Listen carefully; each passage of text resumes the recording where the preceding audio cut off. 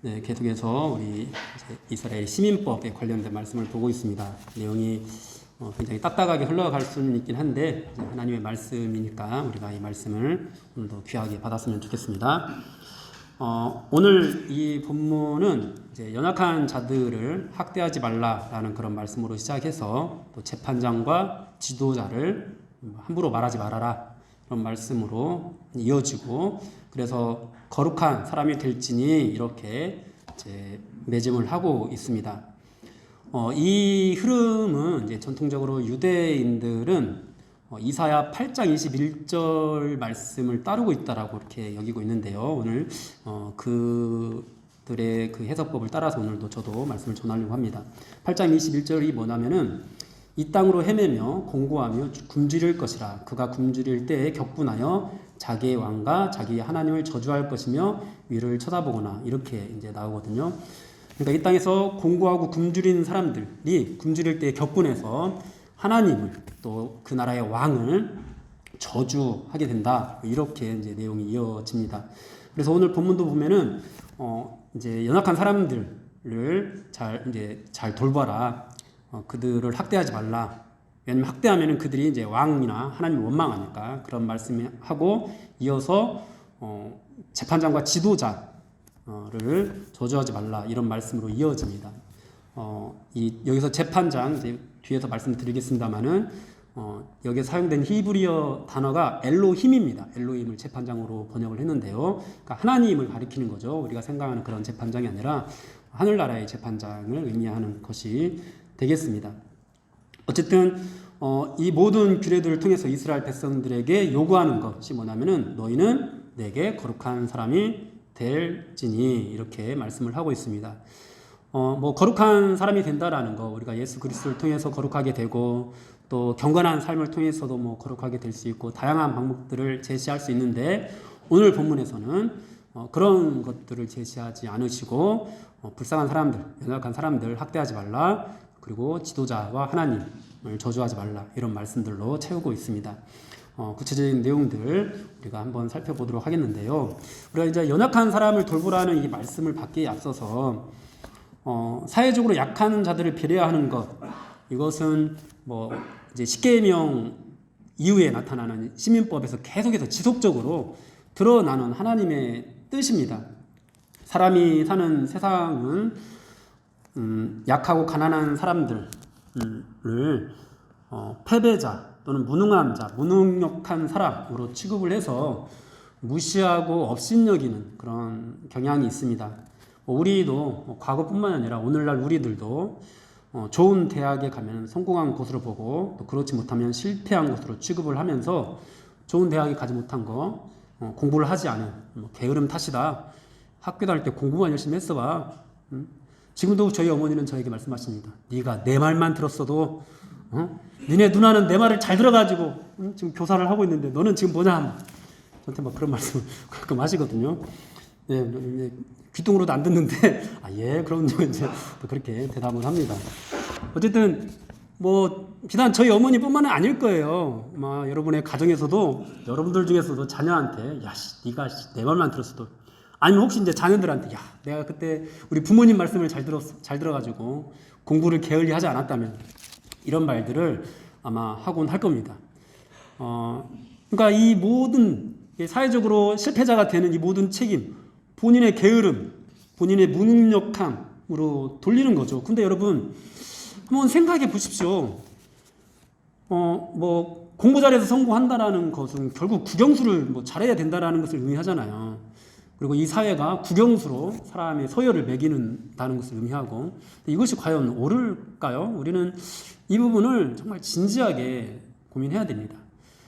과거에는 국영수로 줄 세우지 않았죠. 신분으로 줄을 세웠죠.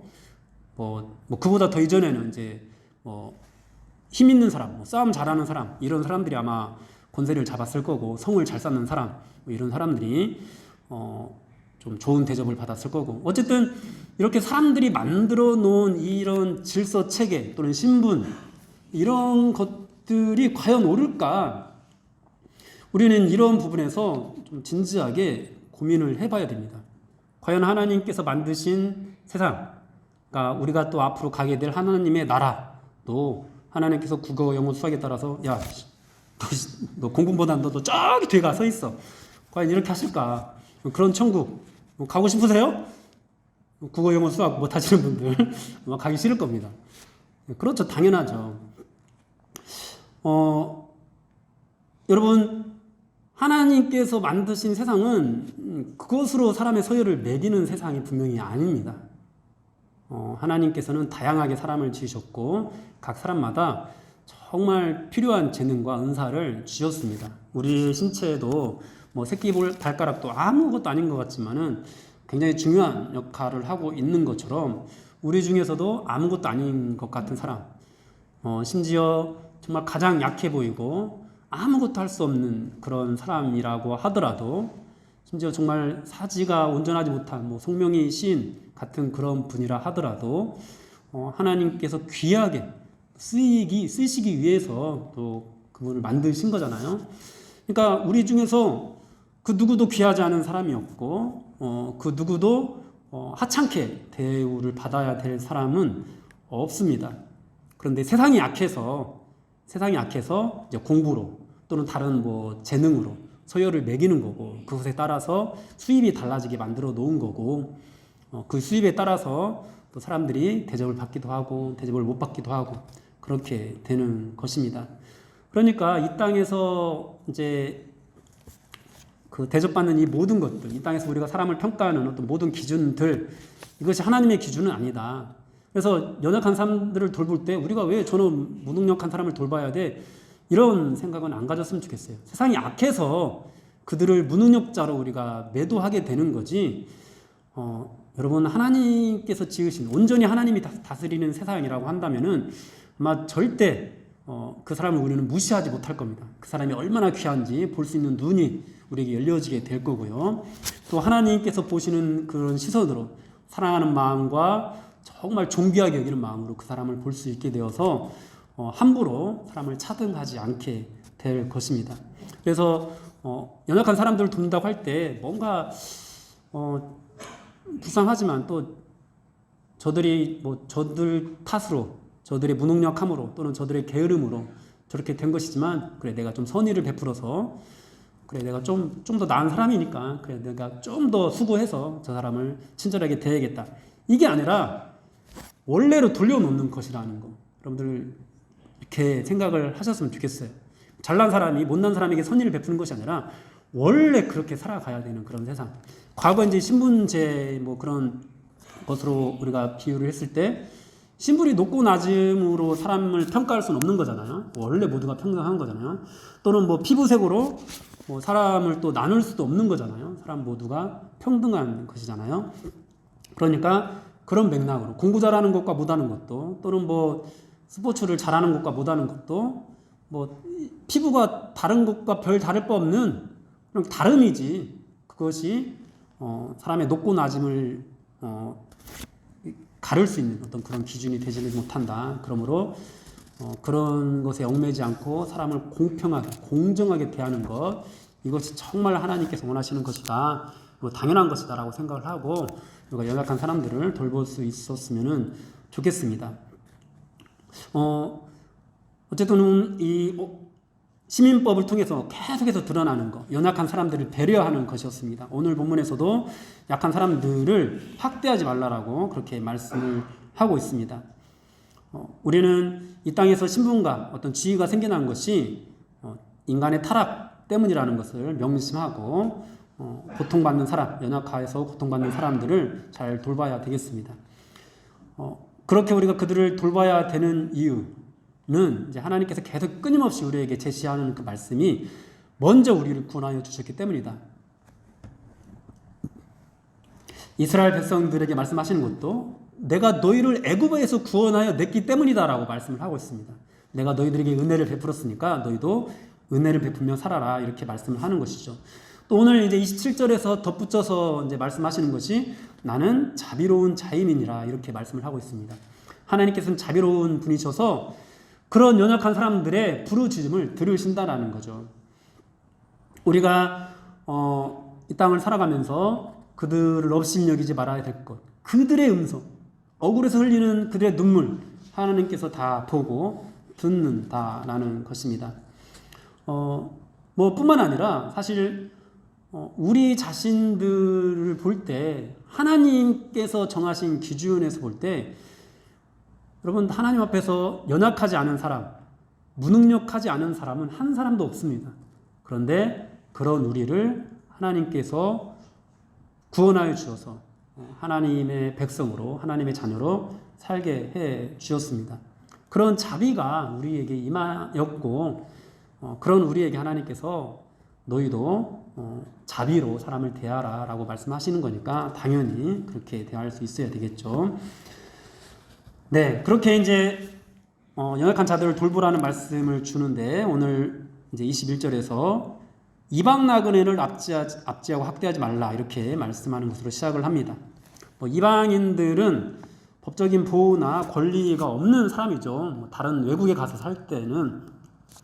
그래서 그러한 점을 악용하면 얼마든지 쉽게 이 사람들을 억압할 수가 있습니다. 하나님께서 그런데 그것을 하지 말라고 말씀을 하고 있습니다. 왜냐하면 이스라엘 백성들도 애굽에서 나그네였기 때문에 너희가 나그네였던 때를 기억하고 그렇게 하지 말라라는 것이죠. 이스라엘 백성들이 애굽으로 갔던 이유는 이제 먹고 살기 위해서였습니다. 그들이 살던 땅에 흉년이 들었고 도저히 살 수 없는 그런 지경에 이르게 되었을 때 애굽의 총리로 있었던 요셉을 통해서 그들이 애굽으로 이주를 하게 되었던 것입니다. 그러다가 세월이 흐르면서 요셉을 알지 못하는 왕조가 바뀌고 요셉을 알지 못하는 그런 왕이 통치하게 되었을 때 이스라엘 백성들을 핍박하기 시작했고 민족이 다르다는 이유로 이제 노예 생활을 하게 되었습니다. 그런 이스라엘 백성들을 하나님께서 구원하여 주셨죠. 애굽에서 구원하여 주시고 가나안 땅에 들어가게 하십니다. 지금 그렇게 가나안 땅을 향해 가고 있는 그런 상황인 것입니다. 그런 하나님께서 이스라엘 백성들에게 너희 가운데 있는 이방인을 압제하지 말아라, 그들을 학대하지 말아라 이렇게 말씀을 하고 있는 것입니다. 이스라엘 애굽을 빠져나오는 이스라엘 백성들 가운데 이방인이 얼마나 될까 있을까 이렇게 생각하실 분도 있겠는데 있었습니다. 여러분 잡종들이 다 함께 나왔다고 하거든요. 이스라엘 백성들만 애굽에서 억압받았던 것이 아니라 그들 무리에 섞여서 이스라엘 백성들이 아닌 다른 애굽인이 아닌 다른 여러 민족들도 함께 노예 생활을 했었던 것으로 보입니다. 그래서 그들이 이제 이스라엘 백성들이 나올 때 함께 이제 하나님을 믿게 된 사람들이 함께 나왔던 것 같습니다. 그 중에서 대표적인 사람이 갈렙이죠. 여러분 갈렙은 원래 유대인이 아닙니다. 갈렙은 유대인이 아니고 그나스 사람이라고 성경에서 이렇게 기록하고 있습니다. 그런데 이 사람이 유다 지파로 편입이 되었고 이스라엘 사람이 되었습니다. 그리고 심지어는 이제 가나안 땅에 들어가게 되는 유일한 2명 중에 한 명, 유일한 2명 중에 한 명이 되었죠. 여호수아 갈렙만이 들어갔으니까요. 그런 이방인 가운데 한 명이 또 그렇게 가나안 땅에 들어갔다라는 것도 정말 상징적인 그런 의미가 있다고 할 수가 있겠습니다. 이처럼 이스라엘 백성들 중에서는 이방인들이 꽤 함께 포함되어 있었고 하나님께서는 그들을 압제하지 말라라고 말씀을 하고 있습니다. 아마 이 모세가 있던 시대 그리고 여호수아가 있었던 시대에는 이런 말씀들이 잘 지켜졌던 것으로 보입니다. 그런데 시간이 가면서 이스라엘 백성들이 점점점 교만해지고 하나님의 율법을 하나님의 말씀대로 사용을 하지 않아서 이제 그 말씀으로 자신들을 우월하게 여기고 점점점 더 이방인들을 멸시하고 막 무시하는 그런 지경으로 나아가게 되었죠. 하나님께서는 그런 일을 하지 말라고 하셨는데 이스라엘 백성들은 이 율법을 잘못 사용해서 그들을 학대하는 쪽으로 흘러가고 말았습니다. 우리나라 바로 가까운 그런 역사를 보더라도 우리도 먹고 살기 힘들어서 해외로 나가야 했던 그런 시절이 있었습니다. 독일로 광부로 간호사로 간호사라고 하지만은 거의 그냥 정말 가장 지저분한 그런 일을 하는 그런 사람으로 나갔죠. 간호사 분들이. 그리고 사우디 같은 데로 노동자로 나가기도 하고 그런 분들을 통해서 또 한국 경제에 커다란 도움이 되기도 했던 그런 적이 있었는데 뿐만 아니라 이제 6.25와 뭐 일제강점기를 지나면서 자의반 타의반으로 일본이나 뭐 미국에 정착해서 살게 된 그런 사람들도 있습니다. 그들이 얼마나 많은 고생을 했습니까? 이방 나라 외국에서 대우받지도 못하고 또 그때 당시에는 우리나라 국력이 너무 약해서 정말 무시받고 천대받으면서 더군다나 일본에서는 이루 말할 수 없는 그런 무시와 천대를 받았죠. 네, 그랬던 적이 있었는데 오늘날은 또 약간 상황이 달라졌죠. 해외에서 이제 다른 이제 노동자들이 우리나라에 와서 살게 되는 동남아 쪽의 사람들이 많이 오는 그런 것들을 우리가 보게 되는데 하나님께서는 우리에게 이런 사람들을 압제하지 말아라, 이런 사람들을 학대하지 말라 이렇게 말씀을 하고 있는 것입니다. 이들은 연약한 사람들입니다. 이들은 비자 연장이 되지 못하면 쫓겨나야 되는 그런 상황에 있는 사람들이고 심지어 비자 연장을 하지 못해서 불법 체류자로 있는 그런 사람들도 있습니다. 불법 체류자로 있게 되면 또 그것을 악용해서 임금을 주지 않는다든지 또는 어떤 폭행이나 이런 것들을 쉽게 저질러 버린다든지 그렇게 하기도 하는데 우리 그리스도인들은 그들에 대해서 정말 관대한 마음을 가지고 그들을 그냥 공정하게 더 친절하게 대해주지는 못하라도 최소한 공정하게라도 대해주고 또 그들이 힘들어하는 부분이 있으면 우리가 도와줄 수 있는 그런 부분들에 대해서는 도와줄 수 있어야 되겠습니다. 외국 노동자를 국내로 들여오는 것이 이제 사회적으로 사실 정말 옳은가라는 것에 대한 그런 논쟁들이 있기는 하거든요. 그러나 그것은 이제 여기서 다루지 않고 그냥 본문 안에 있는 의미만 다룬다면은 우리에게 들어온 그런 외국인 분들, 특히 이제 우리보다 못 사는 나라에서 오신 분들 우리가 귀하게 우리가 대접할 수 있어야 되겠습니다. 사실 그분들을 통해서 어떻게 보면은 또 다른 선교가 이루어질 수도 있습니다. 절대로 우리는 그분들을 하찮게 대해서는 안 되겠습니다. 그것이 오늘 본문의 가르침이고 하나님의 백성으로서 거룩하게 살아가는 삶의 태도가 되는 것입니다. 그리고 이어서 또 22절에서 24절까지 고아와 과부에 관한 그런 내용도 나오는데요. 고아와 과부도 사회로부터 보호받지 못하는 그런 대표적인 사람들이었습니다. 이 사람들은 인구 숫자에도 들어가지 않았어요. 당시 인구를 쓸 때 넣지도 않았습니다. 성인 남자만 세웠으니까요. 그러니까 굉장히 낮은 그런 사회적 지위로 인해서 함부로 대하기 쉬운 그런 사람들이었습니다. 하나님께서는 이처럼 자칫 소외될 수 있는 이 사람들을 해롭게 하지 말아라 이렇게 말씀을 하고 있습니다. 만약에 그들에게 해롭게 하면 뭐라고 하시냐면은 내가 너희를 그들처럼 만들어 버리겠다. 그러니까 너희를 고아로 만들고 너희 자녀를 고아로 만들고 너희 그 부인을 과부로 만들어 버리겠다. 이렇게까지 굉장히 엄하게 말씀을 하고 있는 것을 볼 수 있습니다. 여러분, 하나님께서 왜 이들을 이처럼 보호하려고 하시는 것일까요? 하나님께서는 자비의 하나님이시기 때문이에요. 이들을 보호하시는, 이들의 부르짖음을 들으시는 하나님이기 때문이에요. 여러분, 이 사람들의 편입니다. 하나님은 고아와 과부의 편이라는 것을 우리는 절대 잊어서는 안 됩니다. 여러분, 혹시 여러분들 중에서 내가 가장 연약한 사람이다 라고 여겨지는 그런 분들이 있습니까? 여러분, 사람들이 여러분을 아무리 무시하고 멸시한다 하더라도 여러분 희망을 잃지 마십시오. 소망을 잃어버리지 마십시오. 하나님께서는 여러분들을 귀하게 대하십니다. 여러분들 편입니다. 약한 자들의 편입니다. 강한 자들의 편이 절대 아니에요. 강한 사람들이 더 큰 일을 하는 것 같고 강한 사람들이 더 위대한 일을 하는 것처럼 보이지만 여러분, 우리가 실제로 하나님 나라에 가서 하나님께서 평가하시는 대로 이 땅의 역사들을 바라보게 되면은 절대 그렇지 않았다라는 것을 우리는 분명히 알게 될 겁니다. 분명히 알게 될 거예요. 그래서 이 땅에서 강했던 사람들이 부끄러움을 당하게 되는 일이 반드시 일어납니다. 그러므로 이 땅의 악함으로 대접받지 못하는 그런 연약하다고 여겨지는 그런 분들이 있다면은 여러분, 하나님을 바라보시고 희망을 가지시고 소망을 품고 하나님 나라를 위해서 또 하나님께서 베푸실 그 은혜를 생각하면서 여러분 이 땅 가운데서 정말 주님이 주시는 기쁨과 평안을 누리실 수 있었으면 좋겠습니다. 이어서 또 가난한 자들에 대한 말씀도 하고 있습니다. 가난한 자들에게 돈을 꾸어주면 이자를 받지 말라 이렇게 말씀을 하고 있습니다. 돈을 꾸어주는 데는 크게 두 가지가 있을 수 있겠죠. 정말 먹고 살기 힘들어서 돈을 빌리는 사람한테 꾸어주는 경우도 있고, 어떤 사람은 이제 내가 크게 일을 해보려고 자금이 필요해서 돈을 융통할 수도 있습니다. 여기에는 가난해서 돈을 빌리는 경우를 의미하는 거죠.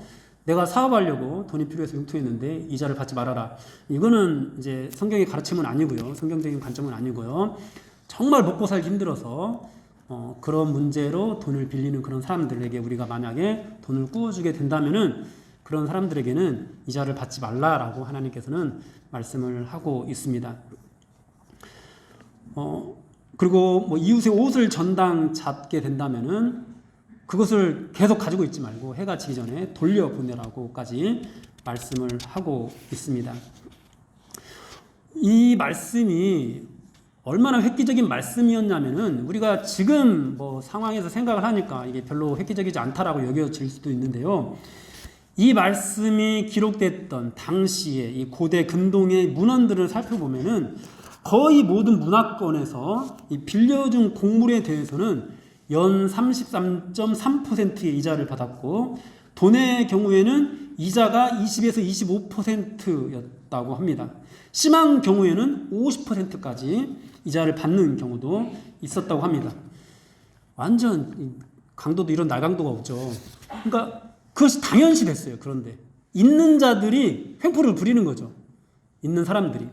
그것이 보편화되어 있던 그런 상황에서 하나님께서 이런 말씀을 주시는 거예요. 얼마나 획기적입니까? 가난한 사람들에게 이자를 받지 말라고 하는 것이. 그러니까 이런 맥락에서 우리가 볼 때 단지 이자를 받지 않는 정도로만 돈을 빌려주는 것을 훨씬 더 초월해서 오늘날에 우리에게 적용을 할 때 정말 이 사회에서 상식적으로 그래도 이 정도는 해야 되는 거 아니야? 라는 것들까지도 우리가 초월해서 이 사람들을 배려하고 이 사람들에게 뭔가 안배할 수 있는, 그들에게 친절을 베풀 수 있는 어떤 그런 삶의 모습들이 우리에게서 나와야 한다라는 것입니다. 사랑하는 여러분, 여러분 이 말씀은 곧 뭐냐면은 우리 가운데서 정말 연약해서 힘들어하는 그런 사람들을 하나님께서 반드시 살피시고 돌봐주신다라는 그런 의미가 되기도 합니다. 오늘 말씀에서도 그들의 부르짖음을 들으신다고 했잖아요. 듣고 그들의 부르짖음이 들리면은 내가 너희를 가만히 놔두지 않겠다고 말씀하시잖아요. 그러니까 우리는 이 땅을 살아가면서 정말 무시받고 천대받기 쉬운 그런 사람들을 절대로 하찮게 대우해서는 안 되겠습니다. 이들을 압제해서도 안 되겠습니다. 오늘날 아파트 경비원들, 또 식당에서 알바하는 젊은이들, 이런 사람들이 부당한 대우를 받는 그런 기사들이 심심치 않게 나오고 있는데요. 여러분, 우리는 아파트 경비원들에게 또는 식당 같은 데서 알바하는 그런 사람들에게 지나친 서비스를 요구해서도 안 됩니다. 내가 할 수 있는 것은 내가 하고, 그리고 또 당연하게 요구할 것도 요구할 수는 있지만은 감사하게 여기면서 우리도 친절하게 그것을 요구할 수 있어야 되겠죠. 그것이 하나님의 뜻입니다. 하나님이 그들의 편이라는 것을 기억하고 우리는 그들을 무시하지 말아야 되겠습니다. 이어서 또 이제 의무에 대해서, 하나님께 대한 의무에 대해서 28절부터 또 말씀을 하고 있는데요. 28절에서 재판장을 모독하지 말고 백성의 지도자를 저주하지 말라 이렇게 말씀을 하고 있습니다. 아까도 말씀드렸다시피 여기서 재판장으로 번역된 히브리어가 엘로힘입니다. 그러니까 판사를 가리킨다기보다도 하나님을 가리킨다고 우리가 이것을 봐야 되겠습니다. 사람들이 왜 하나님과 지도자를 욕하죠? 처음 살펴봤던 그 말씀대로 우리가 이사야 8장 21절 말씀에서 그 순서를 따른다고 했죠. 가난한 사람들을 억압하면, 그들이 먹고 살기 힘들어지면, 너무 고생이 심하면은 하나님을 원망하게 되고 다스리는 왕을 원망하게 된다라고 말씀을 드렸습니다. 우리가 하나님을 모독하거나 백성의 지도자를 저주하게 되는 상황은 그만큼 어렵고 힘든 상황이기 때문입니다. 그런데 하나님께서는 그런 행위를 하지 말라라는 것이죠. 앞에서 이 연약한 자들에게 뭐 비싼 이자를 받고 그들을 학대하는 그런 세상에서 우리들에게 그들을 학대하지 말라라고 요구를 하셨잖아요. 그런데 이 재판장을 모독하지 말고 백성의 지도자를 저주하지 말라라는 이 말씀도 이 땅이 그들이 너희들을 학대하고 그들이 너희를 엽진여기는 그런 상황 가운데 있다 하더라도 그들을 모독하지 말, 하나님을 모독하지 말고 또 그들을 저주하지 말라라는 그런 말씀을 하고 있는 것입니다. 그러니까 특히 다른 무엇보다도 우리가 아무리 힘들어도 이 땅 가운데서 아무리 고통받아도 하나님께 대한 의무를 지켜라라고 말씀을 하고 있는 것이죠. 우리의 상황에 따라서 우리가 뭐 잘되고 뭔가 복받은 것 같고 또 뭔가 하나님이 우리를 성공시켜주는 것 같고 하나님이 우리를 돌봐주시는 것 같고 이럴 때만 하나님께 대한 의무를 해라 라고 말씀하시는 것이 아니라 이 땅이 비록 너희들을 학대하고 억압하고 이런 정말 악한 세상이라 하더라도 너희는 나에 대한 의무를 다해라 라고 말씀을 하고 있는 것입니다. 그 의무들이 어떤 것이냐, 내가 추수한 것과 내가 짜낸 집을 바치기를 더디하지 말라라고 말씀을 하고 있고요.